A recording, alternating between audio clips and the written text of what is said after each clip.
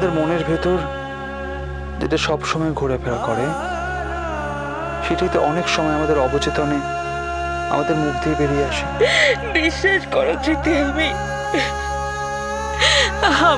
এইভাবে বলতে চাইনি। শান্ত, তুমি কেন আপসেট হচ্ছ? তুমি তো ভুল কিছু বলনি। আমি তোমায় বলছি তুমি কিচ্ছু ভুল বলনি। আমার নিজের একসময় মনে হয়েছিল জানো, কোথাওটা চলে যাই, দূরে কোথাও, সেখানে গিয়ে থাকি, যা হবার সেখানেই হোক। কিন্তু ওই যে মায়া, পর মুহূর্তে আবার মনে হলো চলে যাবার আগে সবাইকে একবার শেষ দেখা দেখে যাব না। আমার এত ভালোবাসার মানুষদের মুখগুলো একবার শেষবারের মধ্যে দেখবো না সাঞ্জ? আর তো দেখা হবে না বলো। জীবন জীবন শেষ হয়ে গেলে আর তো কিছু থাকে না বলো। সেই জন্যেই। আচ্ছা ধৃতি, অন্য কোনো কথা বলা যায় না? একদম অন্য কোনো কথা বলতে তো চাই সাঞ্জ, জীবনের কথাই তো বলতে চাই। বাড়ি কোথায়? চলে যেতে যেতে জীবনের কথা বলতে পারা কি সহজ কথা? যে পারে সে পারে। আমার মতো একজন সাধারণ মানুষ তা কি করে পারবে বলো তো? এই বইটা পড়তে পড়তে সে কথাই ভাবছিলাম। রবীন্দ্রনাথ মারা যাবার কিছুদিন আগে চরম অসুস্থ, নিজে লিখতে পারছেন না, অন্যকে দিয়ে লেখাচ্ছেন। সেই সময় 7 তারিখে মারা যান, 30শে জুলাই তার আগে পরম স্নেহের পাত্রী রানীকে দিয়ে লেখাচ্ছেন,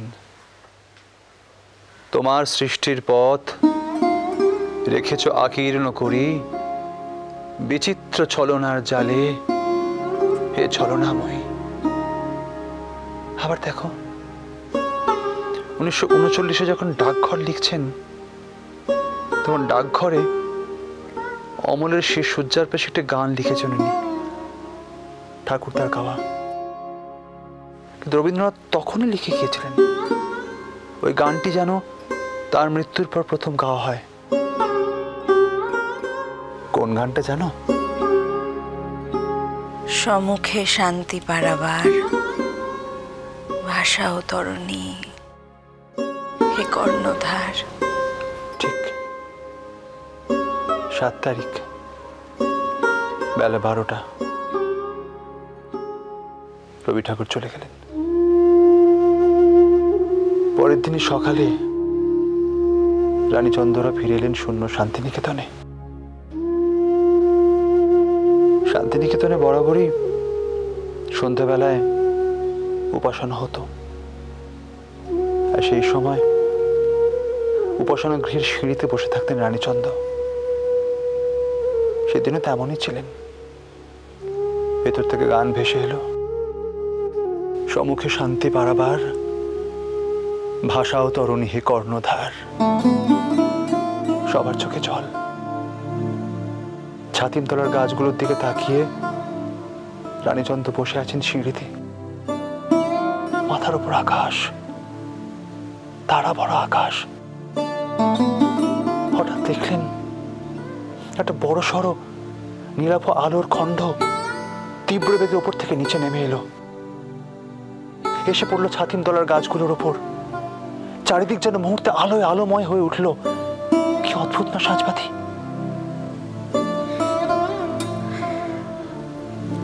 মানুষ মরে যায়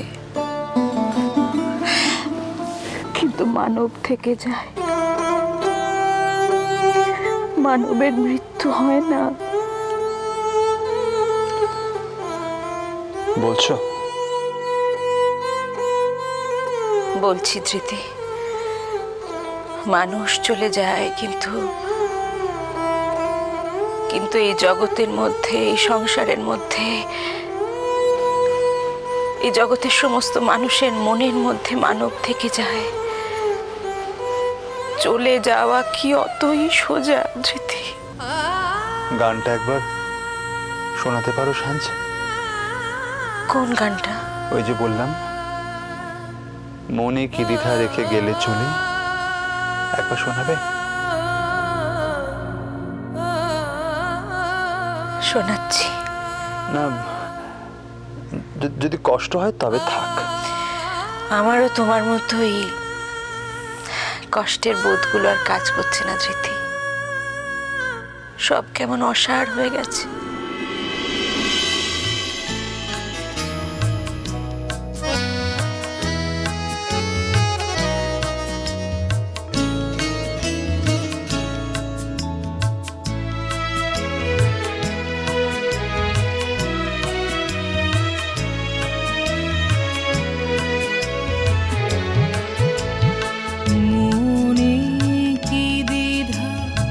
রেখে গেলে চলে সেদিন ভরা সাঁঝে, যেতে যেতে দুয়ার হতে কি ভেবে ফিরালে মুখখানি, কি কথা ছিল যে মনে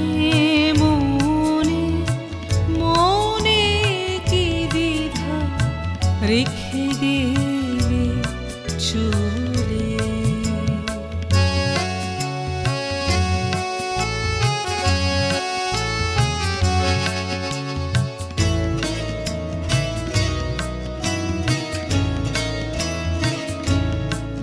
কাল থেকে আমার আর কোনো কষ্টের বোধ নেই। আমার শরীরটা বরং শুধু একটু বেশি হালকা লাগছে, যেন মনে হচ্ছে যেন মেঘের উপর ভর দিয়ে ভেসে ভেসে কোথায় চলেছি। তুমি সে কি হেসে গেলে আখি কোণে, আমি বসে বসে ভাবি নিয়ে কম্পিত হৃদয় খানি, তুমি সে কি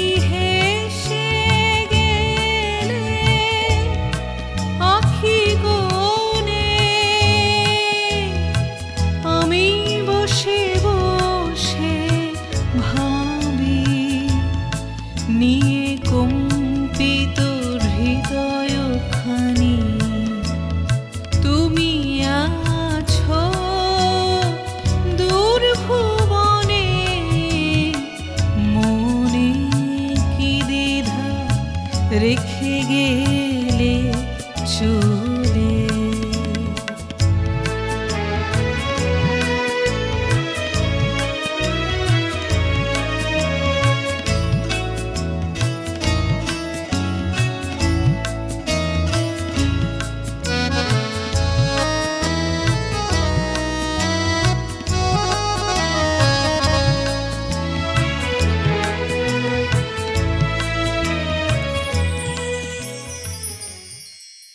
জানিক তুই এবার তো বলবি যে মু ভুলটো বুঝেছিলাম, মুখে মাফটো করে দাও। না, কখনোই বলবো না, কখনোই বলবো না। তুমি সবকিছুকে মিলিয়ে মিশিয়ে এক করে দিও না বাহা। এটা আমার দাদা ভাইয়ের শরীর খারাপের ব্যাপার,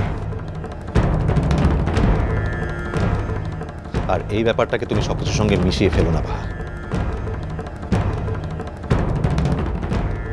আমার দাদা ভাই তো তোমার কাছে আলাদা কেউ নয়।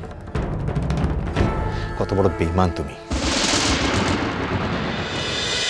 মিষ্টি কুটুম মিষ্টি কুটুম মিষ্টি কুটুম।